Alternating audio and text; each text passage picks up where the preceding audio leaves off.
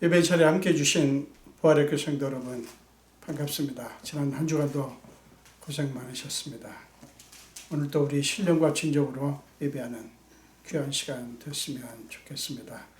우리 진솔하게 고백의 기도를 드리면서 예배 시작합니다.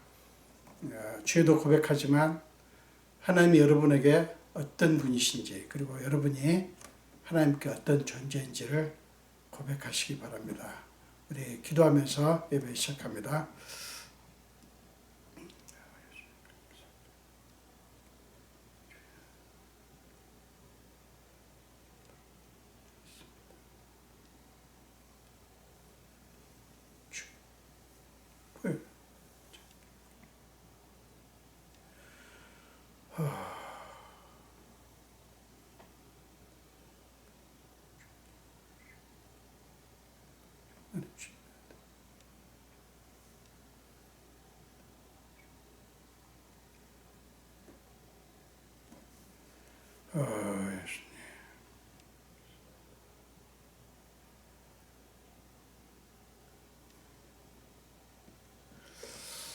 하나님의 용서의 말씀을 들으시기 바랍니다.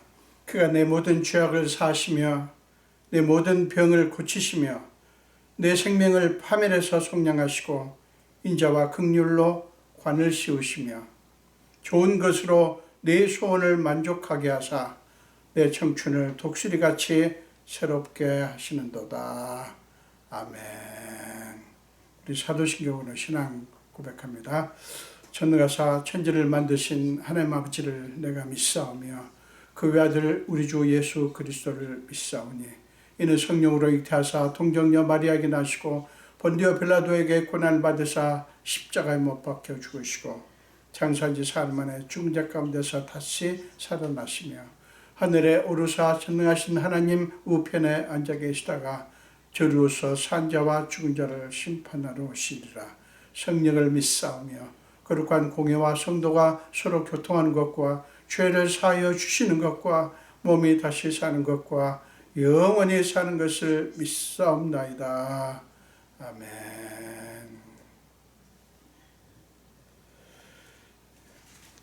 네, 우리 함께 찬송하시겠습니다. 통일 찬송가 415장, 새 찬송가 292장입니다.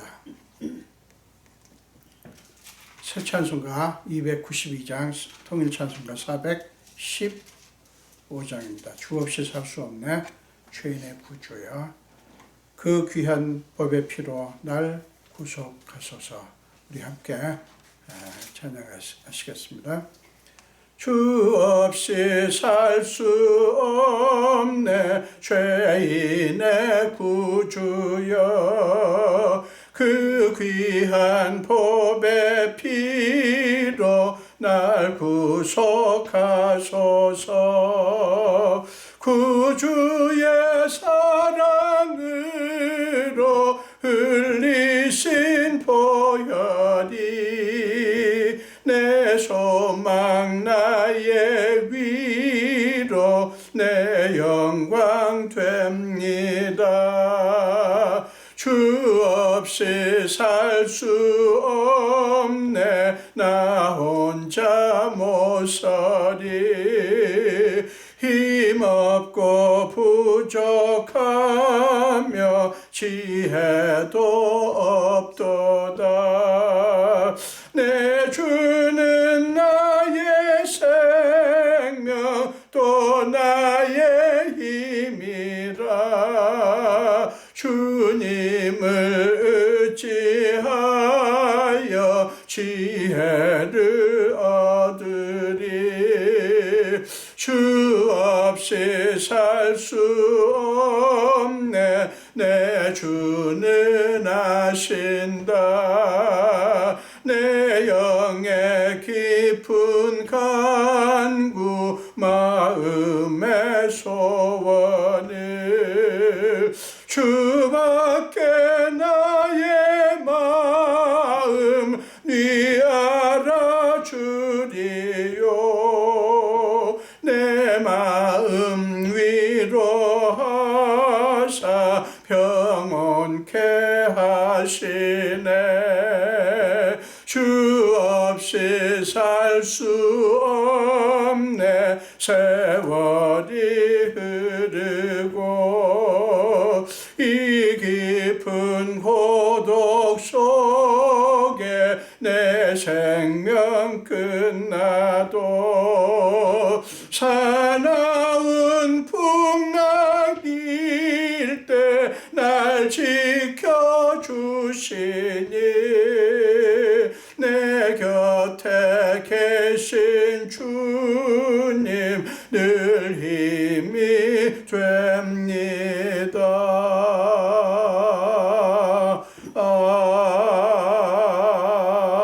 아멘.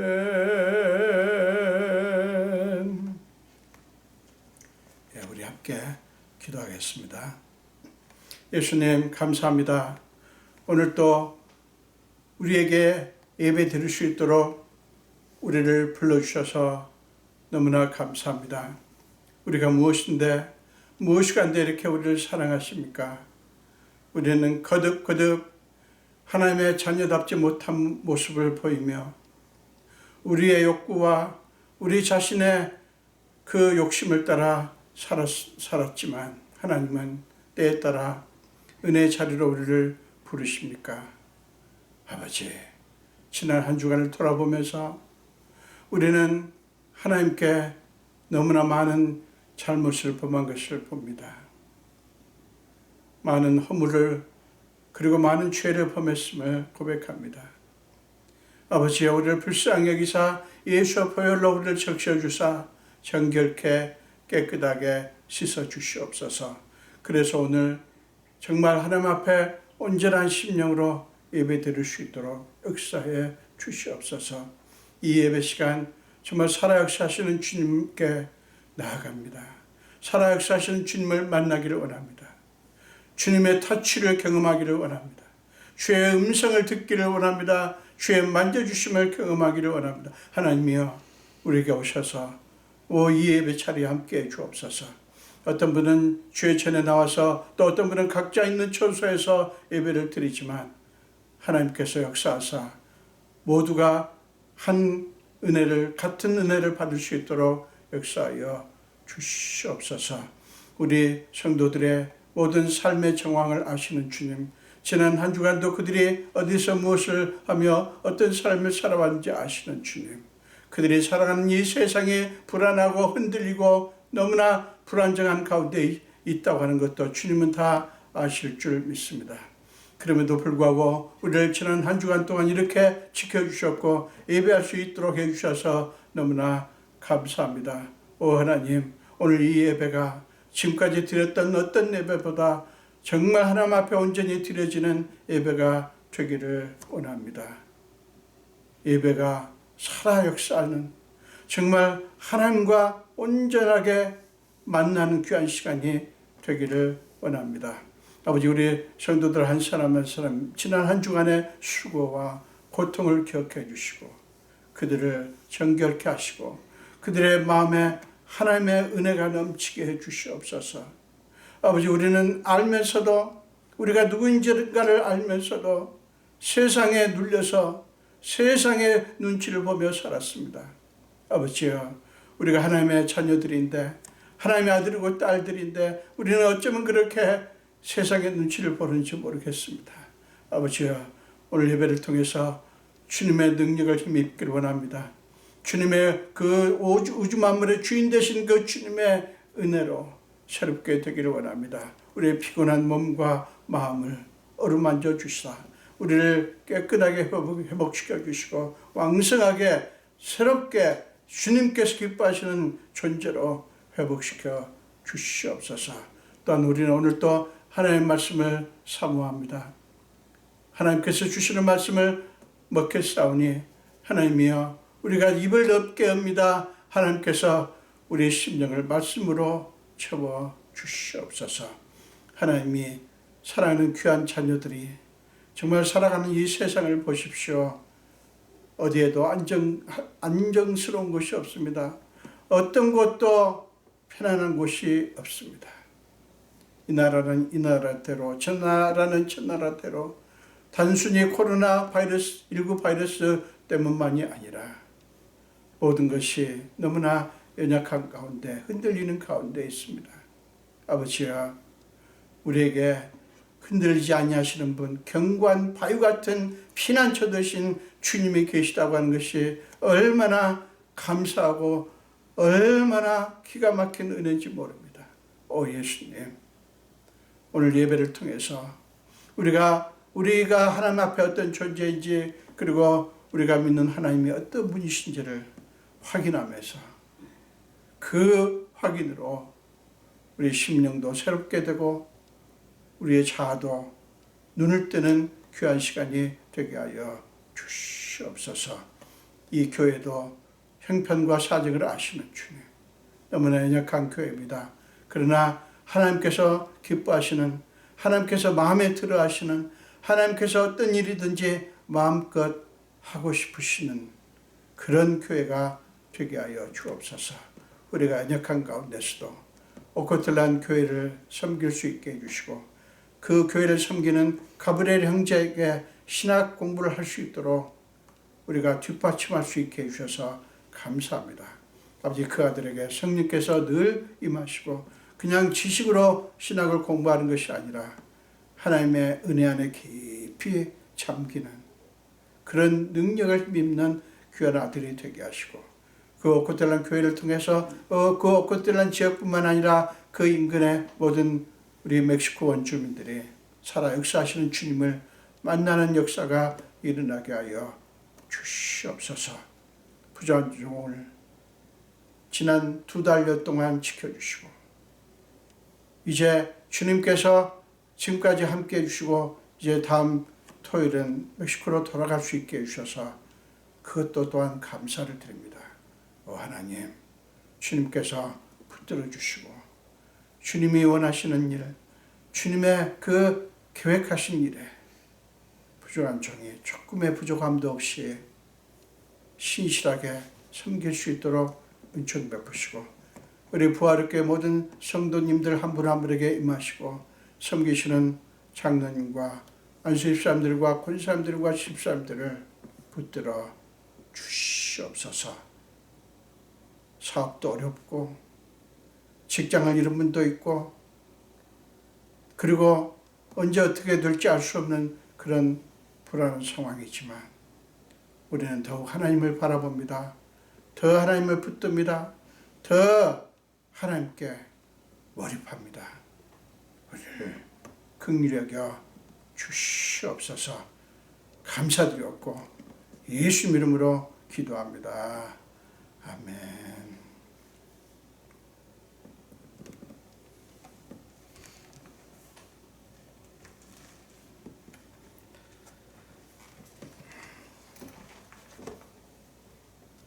오늘 함께 나누실 말씀은 사무엘하 21장입니다.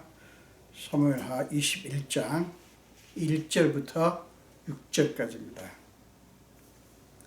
사무엘하 21장 1절부터 6절까지 보겠습니다.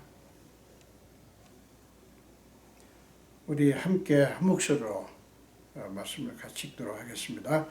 다윗의 시대에 해를 거듭하여 3년 기근이 있으므로 다윗이 여호와 앞에 간구하매 여호와께서 이르시되 이는 사울과 피를 흘린 그의 집으로 말미암음이니 그가 기브온 사람을 죽였음이니라 하시니라.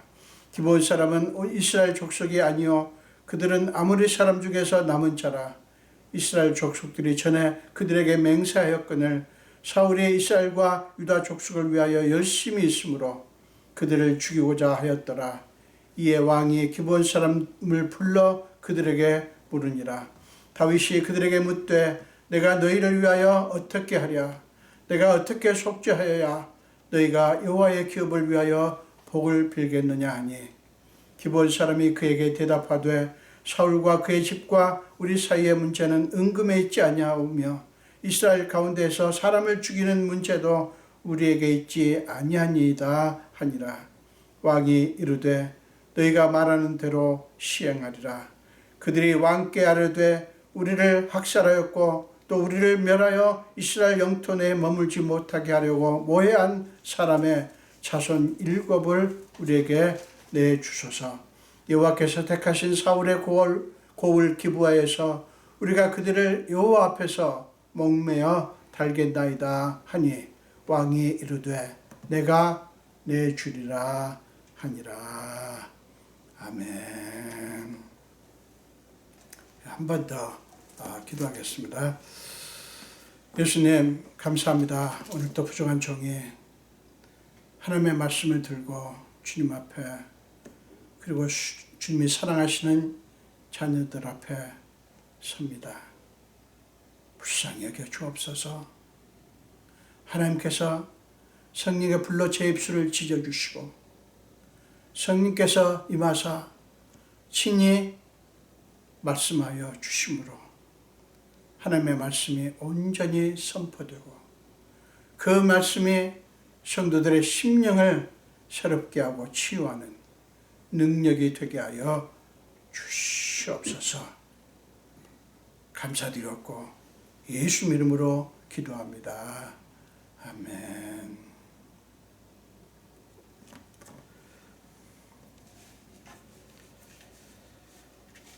네, 오늘 함께 읽으신 본문 말씀으로 하나님의 부르심을 품고 사는 사람이라는 제목으로 함께 은혜를 나누겠습니다.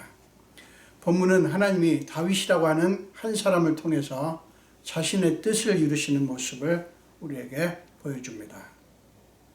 많은 경우에 하나님은 자신의 뜻을 이루시기 위해서 사람을 부르시고 사용하십니다. 그런데 그것은 사실 위험한 일이에요. 왜 그런가 하면 하나님의 뜻을 위해 부름받은 사람이 하나님의 뜻을 알아차리지 못하거나 순종하지 않으면 아무 소용이 없기 때문에 그래요. 본문은 흥미롭게도 기근 이야기로 시작합니다. 다윗 왕 시대에 이스라엘에는 해를 거듭하여 3년간 기근이 발생했습니다. 다윗은 이 문제를 위해 하나님께 간구합니다. 이 기근이라고 하는 문제를 위해 하나님께 간구합니다. 여기에 뭔가 심상치 않은 이유가 있다는 것을 그는 감지를 한 거죠. 여러분, 기근 같은 어려운 문제가 일어난다고 해서 모든 사람이 하나님을 찾는 것은 아니에요. 그러나 다윗은 하나님을 찾습니다. 그러자 하나님이 그에게 말씀하십니다. 이는 사울과 피를 흘린 그의 집으로 말미암음이니 그가 기브온 사람을 죽였음이니라 라고 1절에서 말씀하죠. 하나님께서 기근의 원인에 대해서 명확하게 다윗에게 말씀을 하신 것입니다. 다윗이 하나님께 기도하지 않았으면 그냥 우연히 일어난 일로 치부를 하고 그 기근 문제를 하나님 앞에 내놓지 않았으면 전혀 몰랐을 내용이에요. 모든 것 속에서 하나님의 뜻을 구할 줄 아는 다윗이었기에 그것을 알 수가 있었던 것이죠. 사울 왕이 기브온 족속을 죽인 이야기는 지금은 아무도 기억하고 있지 않은 오래 묵은 이야기였어요. 지금 하나님이 기근을 통해서 알려주시기 전까지는 영원히 묻힐 수 있는 그런 이야기였다고요. 성경은 기브온 사람들은 이스라엘 족속이 아니라 아모리 사람들 중에 남은 자들이라고 이렇게 말을 합니다. 그것은 그들을 죽였다고 하는 것이 그렇게 크게 문제될 일이 아니라고 하는 것을 암시하는 것이죠. 실제로 사울이 그들을 죽였을 때 아무도 그것을 문제 삼지 않았고요. 심지어는 하나님께서도 침묵하셨어요. 그리하여 그 문제는 그렇게 묻힌 채 잊혀지고 말 그런 이야기였어요. 그런데 그렇게 되지 않았죠. 우리가 보다시피 사람이 아니라 하나님이 그 문제를 꺼내셨기 때문이에요. 사람이 이 문제를 지금 말한 게 아니에요. 꺼낸 게 아니에요. 하나님께서 그렇게 하셨어요. 그래서 영락없이 영원히 묻혀서 잊혀질 이야기가 수면 위로 올라오게 된 것입니다. 여러분, 그렇다면 하나님은 왜 그토록 오래 묵은 이야기, 아무도 지금은 기억하지 않고 있는 그 애인 이야기를 지금 끄집어내서 문제를 삼으시는 것일까요? 이것은 결코 잊지 말아야 할 놀라운 하나님의 성품을 우리에게 보여줍니다. 모두가 다 잊어버려도 하나님은 기본 백성들의 고통을 잊지 않으셨던 거예요. 그리고 하나님은 다윗과 함께 그들의 고통을 풀어주기 위해서 다윗에게 지금 그 문제를 알려주시는 것입니다. 사람들은 이스라엘 족속이 아닌지라 사울이 그들을 죽였다고 해서 크게 문제될 일이 아니라고 생각할 수 있었겠지만 하나님의 생각은 달랐던 것이죠. 그래서 때가 되자 하나님은 그 문제를 백성들의 지도자인 다윗에게 알려주시기 위해서 기근이라고 하는 재앙을 내리신 거예요. 그만큼 그 문제가 하나님께는 큰 문제였던 것이죠. 그렇다면 하나님은 사울이 그들을 죽였다는 것만을 문제 삼으시는 것일까요? 자, 2절을 보십시오. 오늘 본문 2절입니다. 기브온 사람은 이스라엘 족속이 아니요 그들은 아모리 사람 중에서 남은 자라. 이스라엘 족속들이 전에 그들에게 맹세하였거늘 사울이 이스라엘과 유다 족속을 위하여 열심히 있으므로 그들을 죽이고자 하였더라 라고 말씀합니다. 중요한 이유가 따로 있었던 거예요. 그것은 오래전 여호수아가 백성들을 다스리던 시절에 기브온 백성들에게 한 맹세였습니다. 사실 그때 그들에게 맹세를 하긴 했지만 엄밀하게 따지자면 속아서 한 것이었어요. 그들이 이스라엘의 소문을 듣고 살아남기 위해서 여호수아에게 거짓말을 했던 것입니다. 여러분 여호수아서 9장 24절에 보면 그들 스스로 이렇게 말합니다. 당신 하나님 여호와께서 그의 종 모세에게 명령하사 이 땅을 다 당신들에게 주고 이 땅의 모든 주민을 당신들 앞에서 멸하라 하신 것이 당신의 종들에게 분명히 들리므로 당신들로 말미암아 우리의 목숨을 잃을까 심히 두려워하여 이같이 하였나이다. 이렇게 그들은 당시에 말을 했어요. 자, 여러분 어떻게 생각하세요? 그들이 속인 것이니까, 속여서 맹세한 것이니까 그 맹세는 얼마든지 무효화될 수 있는 것 아닐까요? 그렇게 생각되지 않으세요? 그러나 여호수아는 그들이 속였더라도 그 맹세는 하나님 앞에서 하나님의 이름으로 한 것이고 하나님께서 그 맹세를 받으셨기 때문에 그 맹세의 주인은 하나님이시라고 하는 것을 믿은 거예요. 그래서 그들을 이스라엘 자손의 손에서 건져서 죽이지 못하게 했던 것입니다. 여호수아서 9장 26절에 나오죠. 사랑 여러분, 이것이 하나님의 백성인 우리에게 놀라운 교훈을 줍니다. 여호수아는 속였다라고 하는 인간의 윤리적 문제보다도 그들이 속였잖아요. 이거 윤리적으로 문제 있는 거 아닙니까? 그것보다도 그 맹세의 주인이신 하나님을 주목했어요. 여호와 하나님의 이름으로 한 맹세이기 때문에 그것은 이제 하나님의 것이라고 믿은 거예요. 만약에 그들의 속임을 인간의 윤리적인 잣대로만 보았더라면 여호수아는 그 맹세를 무효하고 그들을 죽였을 것입니다. 모든 것을 인간적인 윤리의 잣대로만 볼 것이 아니라 하나님의 마음, 하나님의 뜻이라고 하는 잣대로 보아야 한다는 사실을 우리에게 보여주는 것이죠. 그리스도인은 그것을 주목해야 됩니다. 그리스도인은 단순히 윤리적인 그 면만뿐만 아니라 그 안에서 하나님의 마음, 하나님의 뜻을 찾아야 되고 거기에 주목을 해야 된다는 거예요. 옳다 그르다 혹은 맞다 틀리다 라고 하는 인간적인 윤리 규범보다 하나님의 마음, 하나님의 뜻을 먼저 살펴야 한다는 말이에요. 오늘날 그리스도인들 가운데 이 부분이 약합니다. 잘 안 되고 있어요. 물론 우리 기독교 복음 안에 윤리적인 문제가 없습니까? 윤리적인 강조가 없나? 있어요.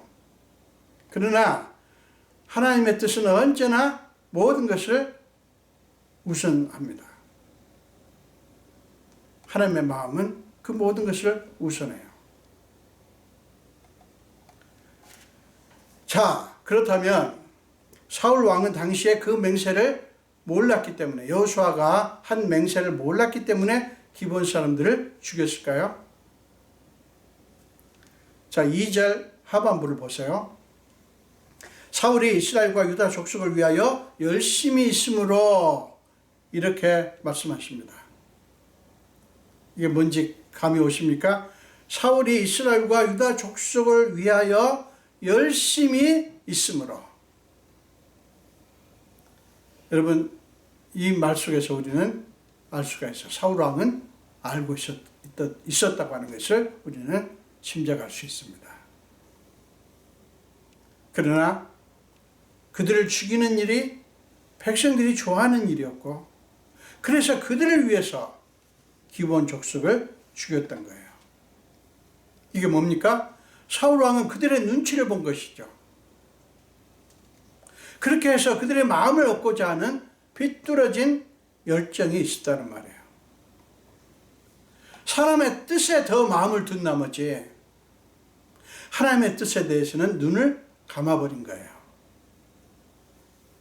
사람의 뜻에 더 초점을 맞춘 나머지 하나님의 뜻에 대해서는 등한시했다고 하는 그런 얘기예요. 이것이 여호수아와 판이하게 다른 점이었어요. 그게 뭡니까? 맹세할 당시에 백성들 중에 불만의 소리가 있었어요, 당시에. 그렇지만 여호수아는 그들의 소리보다 하나님의 뜻을 소중하게 여겼기 때문에 기브온 사람들을 죽이지 못하게 했던 거예요. 맹세한 것을 지켜야 한다고 하는 윤리적인 문제가 아니라 그 맹세를 지키는 것을 하나님께 순종하는 문제로 봤던 거예요. 자, 본문으로 돌아갑니다. 문제의 원인을 안 다윗은 주저하거나 머뭇거리지 않았습니다. 그것이 하나님의 뜻이라고 하는 것을 알았기 때문이에요. 다윗은 하나님의 뜻에 백성들이나 자신의 생각이나 감정을 섞지 않고요, 온전히 하나님의 뜻만 주목을 했어요. 창세기 22장 3절에 보면 아브라함이 외아들 이삭을 바치라는 하나님의 말씀을 듣자 곧바로 이른 새벽에 하나님이 지시하시는 산을 향해 떠났듯이 다윗은 대담하게 솔직하게 그 문제를 직면합니다. 다윗은 곧바로 기브온 사람들을 불러서 겸손하게 묻습니다. 내가 너희를 위하여 어떻게 하랴? 내가 어떻게 속죄하여야 너희가 여호와의 기업을 위하여 복을 빌겠느냐? 3절에서 그렇게 다윗이 그들에게 묻습니다. 여러분, 이것은 다윗이 그들의 고통을 위해서 자신이 짊어져야 할 고통을 기꺼이 받아들였다고 하는 것을 보여줍니다. 적당히 그런 척 흉내내는 것이 아니라 기꺼이 책임을 지고 값을 치르고자 했던 거예요. 진심으로 그리고 겸손하게 그들에게 다가갑니다.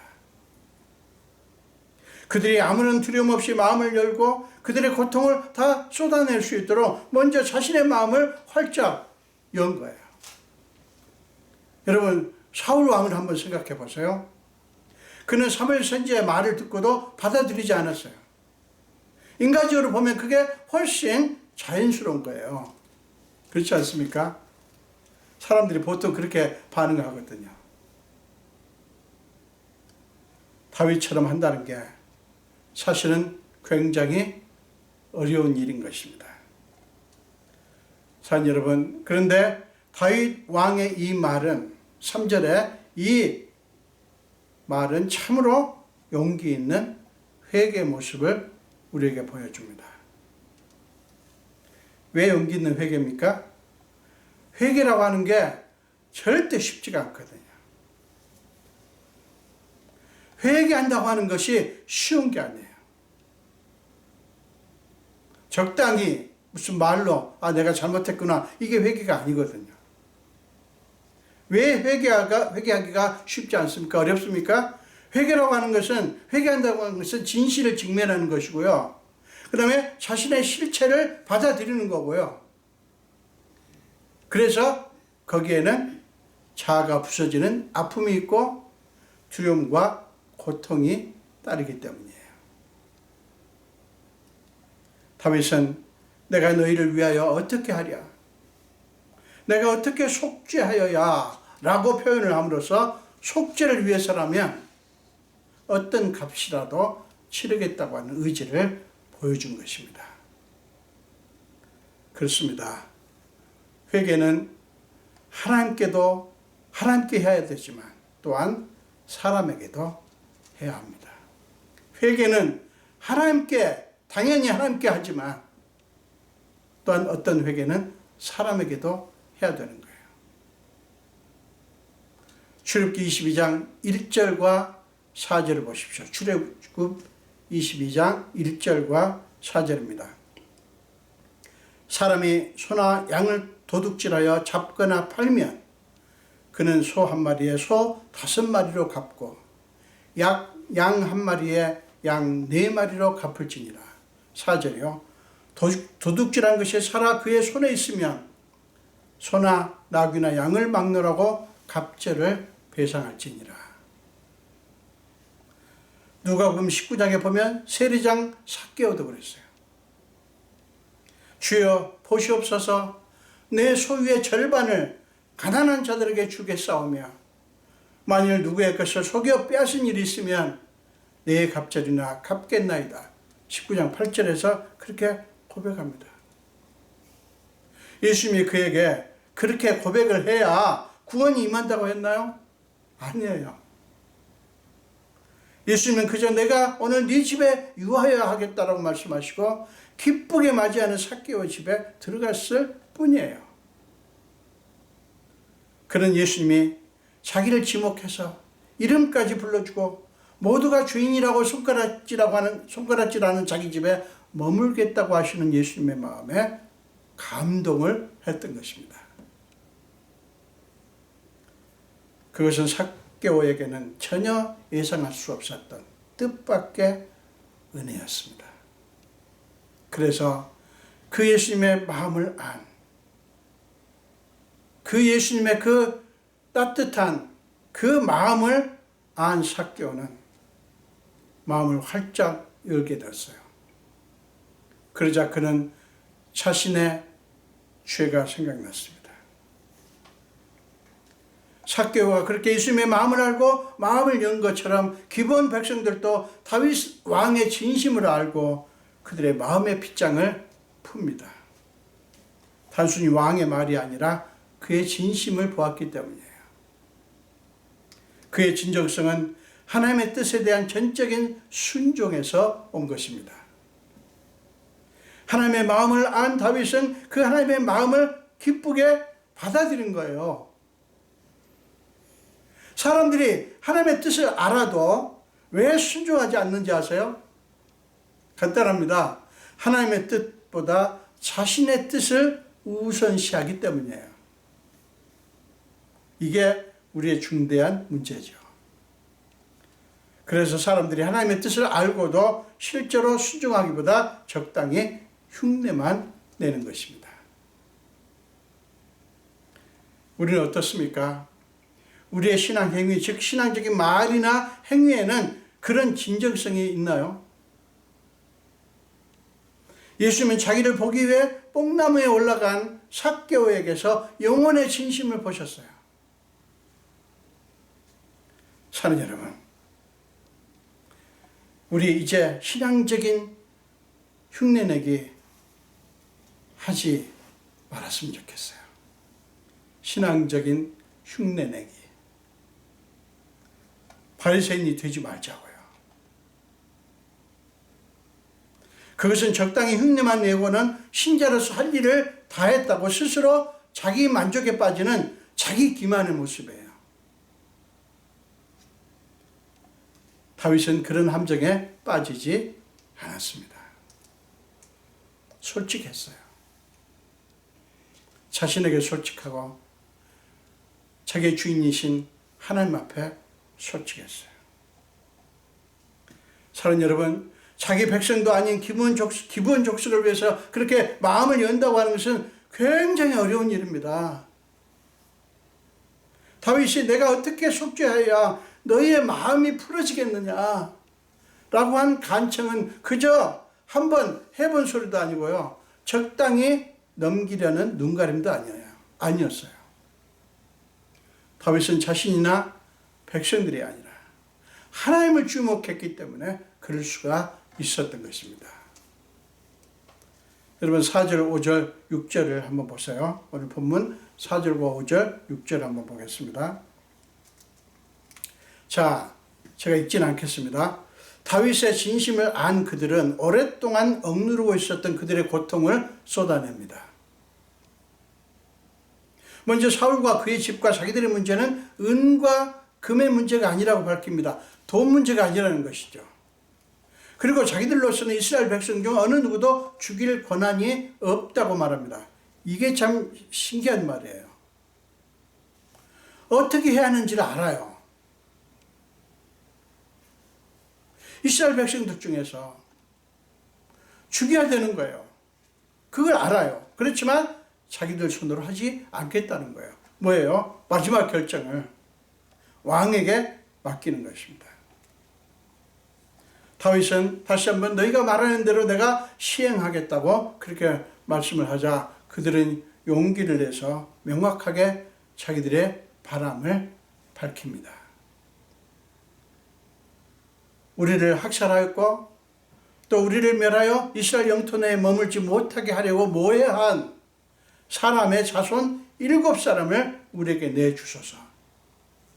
여호와께서 택하신 사울의 고을 기브아에서 우리가 그들을 여호와 앞에서 목매어 달겠나이다. 이렇게 그들은 고백을 합니다. 그것은 정말 오랫동안 깊이 묻어두었던 그들의 고통이었습니다. 그들로서는 그 고통을 위해 아무것도 할 수 없었지만 하나님은 그들의 고통에 함께 계셨고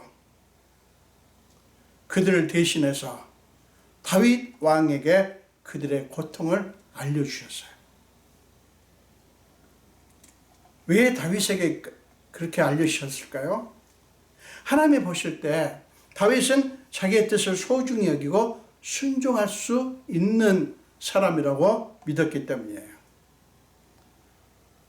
하나님의 뜻에 순종하려는 한 사람, 다윗 때문에 그들에게는 구원의 길이 열린 거예요. 우리에게 참으로 감동을 주고 위로를 주는 것은 바로 이것입니다. 기브아 백성들이 호소한 것이 아니잖아요. 하나님이 그들의 고통을 밝히신 거 보세요. 하나님이 어떤 분이라고 하는 것이 너무나 명확하게 드러나지 않습니까? 사랑하는 여러분, 아무도 여러분의 고통과 아픔을 알아주지 않는다고요? 예, 맞습니다. 사람은 그래요. 그게 인간의 한계예요. 그러나 하나님은 여러분의 고통을 결코 잊지 않으십니다. 아무리 오랜 세월이 흘러도 세상이 어떻게 바뀌어도 상관없이 하나님이 여러분의 고통을 잊지 않으실 뿐만 아니라 그 고통 속에 함께 계십니다. 그리고 하나님은 잊지 않으시고 하나님의 때에 여러분을 위한 하나님의 뜻을 반드시 이루십니다. 무려 400년이 넘는 긴 세월 동안 이스라엘 백성들의 애굽에서 종사를 했지 않습니까? 여러분 400년이라는 세월 한번 생각해 보세요. 그 오랜 세월 동안 이스라엘 백성들이 애굽에서 종살이를 했다고 하는 사실은 누가 봐도 하나님이 그들을 버리셨다고, 그들을 잊으셨다고 결론을 내리기에 충분하지 않겠어요? 400년이 넘도록 하나님은 아무것도 안 하셨는데요. 그러나 성경은 뭐라고 말합니까? 하나님은 그들의 고통을 보았고 부르짖음을 들으셨고, 그래야 하나님은 모세를 부르셔서 그와 함께 하나님 자신의 뜻, 그게 뭐예요? 이스라엘 백성들을 구원하기 위한 계획을 이루어 가셨어요. 모세와 함께 그 일을 이루시기 위해서 모세를 부르셨고, 모세는 물론 처음에는 이런저런 핑계를 댔지만 하나님께서 그를 설득시키지 않습니까? 저는 나는 못합니다. 나는 자기가 안 됩니다. 뭐 이러면서 온갖 핑계를 대는 모세를 끈질기게 설득하시는 하나님의 모습이 너무 좋아요. 사실 우리가 모세와 비슷한 면이 많거든요. 하나님은 그와 함께, 모세와 함께 자신의 뜻을 이루시고 싶으셔서 모세를 부르시고 온갖 핑계를 대는 모세를 인내로 설득을 하신 거예요.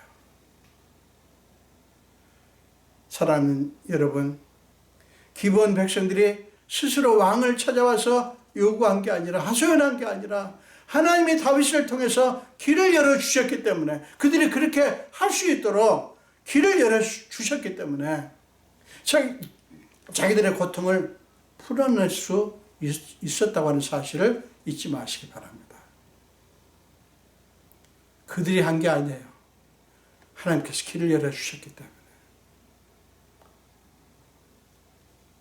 여러분, 그렇지 않았으면 그들은 자기들의 한을 품고 그대로 평생을 살아가실 것입니다. 하나님은 그들을 불쌍히 여기셔서 그들의 고통을 위해 하나님 자신이 그토록 적극적으로 움직이신 거예요. 그 일, 즉 그들의 아픔을 치유하는 일을 함께 하시자고 하나님은 다윗을 부르시고 그들의 고통을 알려주신 거예요. 다윗은 그 하나님의 마음을 알아차리고 순종했고요. 이 얼마나 아름답고 환상적인 조합입니까? 알려주시고 알아차리고 순종하고, 알려주시고 알아차리고 순종하고. 저는 저와 여러분이 하나님과 이런 환상적인 조합을 이룰 수 있기를 축원합니다. 하나님께서 부르실 때, 여러분을 부르신다고 하는 사실은 여러분과 함께 하실 일이 있어서, 우리가 왜 예수를 믿게 되었습니까? 왜 하나님의 자녀가 되었습니까? 그냥 우리 혼자 구원받고 우리 혼자 잘 먹고 잘 살으라고요? 아니에요. 기독교는 그게 아닙니다.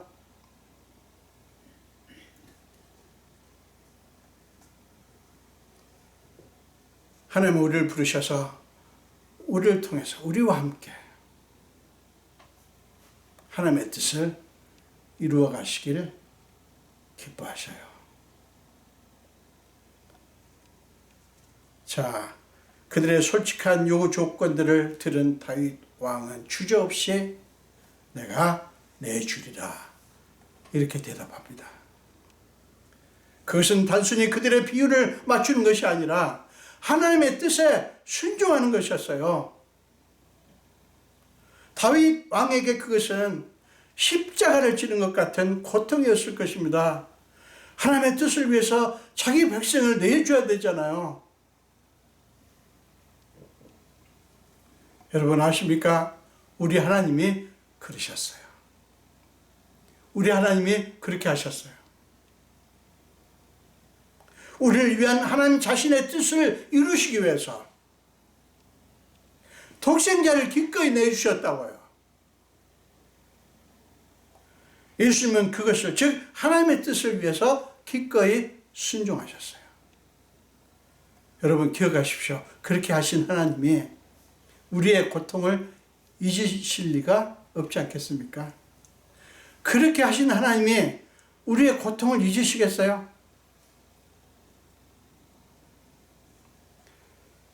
그렇게 하신 하나님은 하나님의 뜻을 이루시기 위해서 지금도 우리를 부르십니다. 사랑하는 아들아, 사랑하는 딸아, 이것이 나의 뜻이다. 나와 함께 그 일을 하지 않겠니? 라고 우리를 부르신다고요. 사랑하는 여러분, 날마다 그 하나님의 부르심을 가슴에 품고 사는 것, 그게 신앙생활 하는 거예요. 신앙생활은 다른 게 아니에요. 그 하나님의 뜻에 부르신, 그 하나님의 뜻에 부르신 그 하나님의 부르심을 가슴에 품고 사는 것이 신앙생활이에요. 우리가 하나님의 부르심을 가슴에 품고 산다면 우리 자신을 내주어야 할 때가 있고요. 십자가를 치는 고통이 따를 때가 있을 것입니다. 그러나 그것은 하나님이 자신의 뜻을 이루어 가시는 과정 속에 우리가 함께 있다고 하는 것을 의미합니다. 그렇기 때문에 그것은 무엇과도 비교할 수 없는 너무나 영광스러운 거예요. 사랑하는 여러분, 그것은 베드로 사도가 베드로전서 2장 9절에서 말씀한 대로 우리를 어두운 데서 불러내어 그의 기이한 빛에 들어가게 하신 이의 아름다운 덕을 선포하는 그런 삶을 얘기하는 것입니다. 이것이 참으로 영광스러운 것이고 진정으로 가치 있는 삶입니다. 믿습니까? 이것이 참으로 영광스러운 것이고 최고의 가치 있는 일이라고요. 사랑하는 여러분, 하나님의 뜻을 위한 부르심을 가슴에 품고 사십시오. 하나님의 뜻을 이루시기 위해서 우리와 함께 하나님 자신의 뜻을 이루기 위해서 부르셨다고 하는 그 부르심을 가슴에 품고 사시길 바랍니다. 그리하여 하나님의 기쁨이 여러분의 기쁨이 되고 하나님의 영광이 여러분의 영광이 되는 축복을 누리시기를 간절히 축원드립니다. 기도하겠습니다. 예수님 감사합니다. 오늘도 우리를 불러주시고 함께 말씀을 나누게 하신 주님, 하나님께서 다윗의 모습을 통해서 우리가 어떤 존재인지를 다시 한번 생각합니다. 우리는 하나님의 뜻을 위해서 부르심을 받았고 우리는 그 하나님의 부르심을 가슴에 품고 살아야 되는 영광스러운 존재인 것을 이 말씀을 통해서 확인합니다. 주님, 우리가 어디에 있든지 우리는 하나님의 아들과 딸로 있습니다. 우리가 있는 곳에서 다윗 때문에 일어날 수 있었던 그 옛날 여호수아 때문에 일어날 수 있었던 일들이 일어날 수 있게 해 주시옵소서. 우리는 우리 자신도 연약한 가운데 있지만 하나님, 지금 전 세계가 코로나로 몸살을 앓고 있고 불안에 떨고 있는데 하나님, 우리가 이 가운데서 우리가 할 일이 무엇입니까? 아버지, 우리는 너무나 연약한 한계를 느낍니다. 그러나 우리는 압니다. 하나님만이 코로나를 멈추게 하실 수 있는 분이신 것을 믿습니다. 아버지, 우리 사랑하는 성도들이 이 문제를 놓고 하나님 앞에 나가기를 원합니다. 그럴 수 있게 해주시옵소서. 원컨대 코로나가 속히 멈추게 하시고 하나님께서 하나님 되심을 나타내 주시옵소서. 감사드렸고 예수 이름으로 기도합니다. 아멘.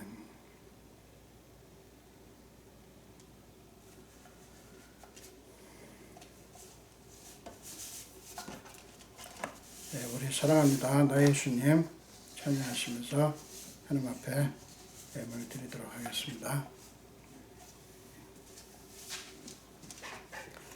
사랑합니다.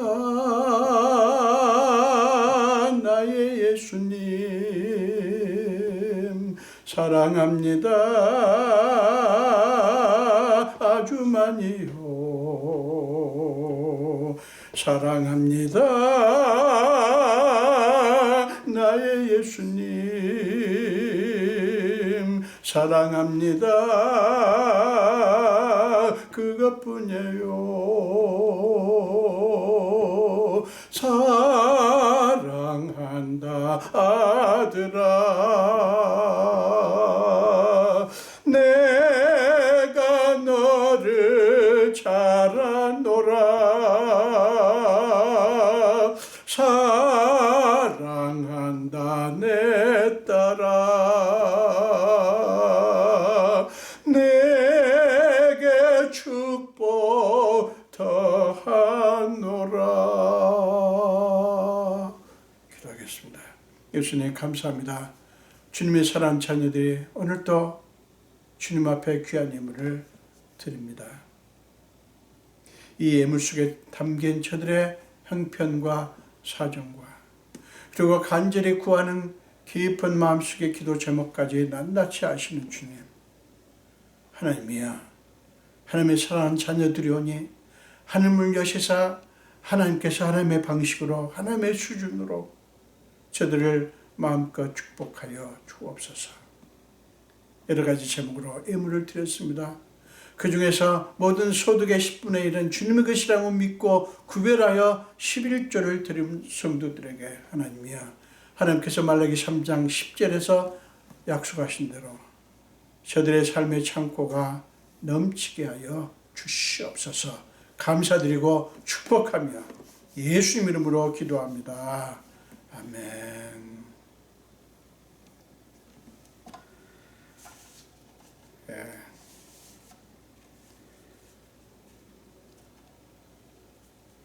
저희 부부는 이제 돌아오는 토요일 12일입니다. 이제 거달나라로 돌아갑니다. 여러분 그동안 기도해 주셔서 감사합니다. 다음 주일에는 13일이죠. 다음 주일에는 일단 11시에 연합으로 예배를 드리도록 하겠고요. 그 다음 주부터는 함께 얘기를 나눠서 또 1부와 2부 나눠서 드리는 그런 결정을 하겠습니다. 여러분 계속해서 기도해 주시기를 바랍니다. 우리 오코텔란 교회를 섬기시는 가브리엘 형제, 지금 5월 달부터 그 신학 공부를 시작했습니다. 여러분들이 그 형제를 위해서도 계속 기도해 주세요. 네, 다 같이 일어나셔서 마지막 찬송 하시겠습니다. 새 찬송가 484장, 통일 찬송가 533장입니다. 새 찬송가 484장, 통일 찬송가 533장입니다. 내 맘에 주여 소망 되소서, 주 없이 모든 일 헛되어라. 밤에나 낮에나 주님 생각, 잘 때나 깰 때나 함께 하소서. 우리 함께 찬양하시겠습니다. 내 맘에 주여 소망 되소서, 주 없이 모든 일 헛되어라. 밤에나 낮에나 주님 생각, 잘 때나 깰 때 함께 하소서. 지혜의 주여 말씀으로서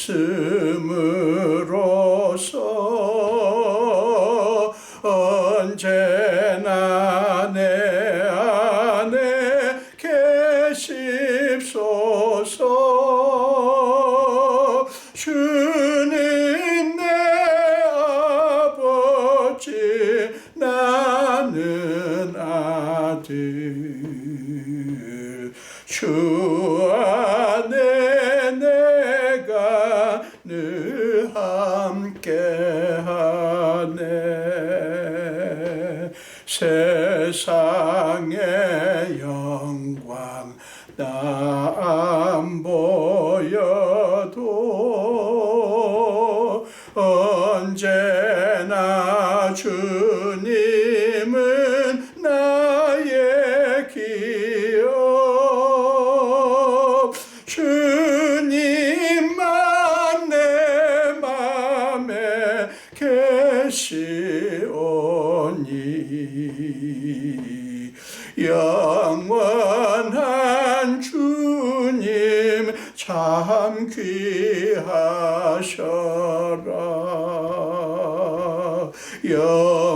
영원한 주님 내 승리의 주. 하늘의 기쁨을 주옵소서.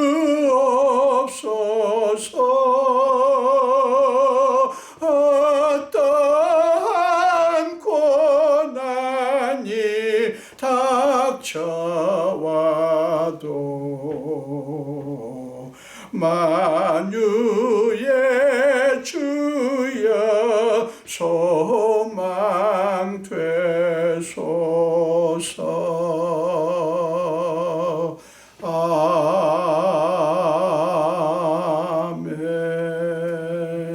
아멘. 기도하겠습니다.